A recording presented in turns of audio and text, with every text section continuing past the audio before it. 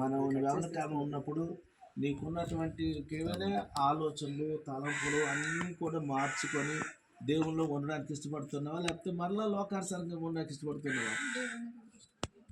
మరి ఇంతవరకు తెలుసో తెలియకో నువ్వు బ్రతుకున్నావు చిన్నపిల్లవు. ఇప్పుడు చిన్నపిల్లలు ఏం కాదు, కానీ మరి ఇప్పుడు ఏది మంచో ఏది చెడ్డో అది నీకు తెలుసా తెలీదా? మంచిని పట్టుకోవాలి, చెడుని విడిచిపెట్టుకోవాలి. నీకు ఇష్టమేనా? మరి ఇప్పుడు ఈ బాప్తిసం తీసుకుంటున్నా, మరి సంఘానికి మరి ప్రతి వారము నువ్వు హాజరవుతావా? సేవకుడు చెప్పే వాక్యానికి లోబడతావా? సేవకుడికి ఎప్పుడు కూడా సేవకుడి మీద ఎప్పుడు కూడా తిరుగుబాటు అనేది చేయకూడదు. సేవకుడు చెప్పిన మాటకు లోబడాలి.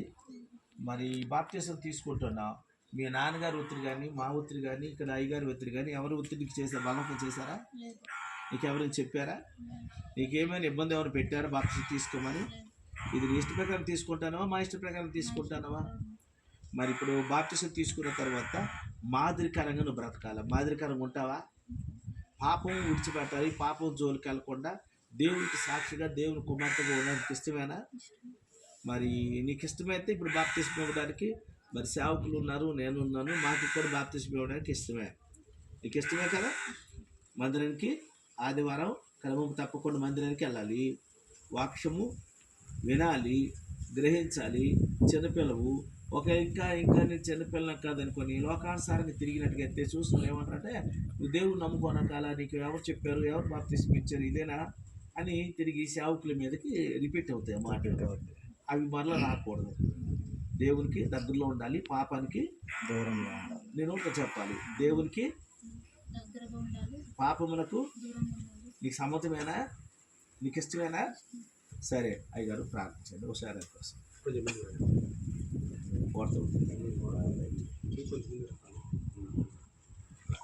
స్తోత్రమైన వందనాలు దివా తండ్రి. ఒకసారి అయ్యా ఈ బిడ్డని మీ చేతులు గొప్ప చేస్తున్నాను.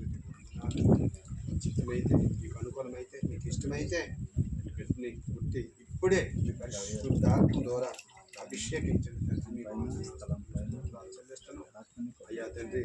అయ్యగారు చెప్పిన మాటల ప్రకారం అయ్యా ఈ బిడ్డ నడుచుకున్నట్టుగా అయ్యా తండ్రి, మాదైతే ఏం తప్పు లేదు తండ్రి. అయ్యా మీ మీద నమ్మకంతో బాప్తిసం తీసుకుంటున్నది ఈ బిడ్డ మనసులో, ఆత్మ, శరీరంలో, హృదయంలో మీరుండి బాప్తిసం మీరే ఇప్పిస్తున్నారు.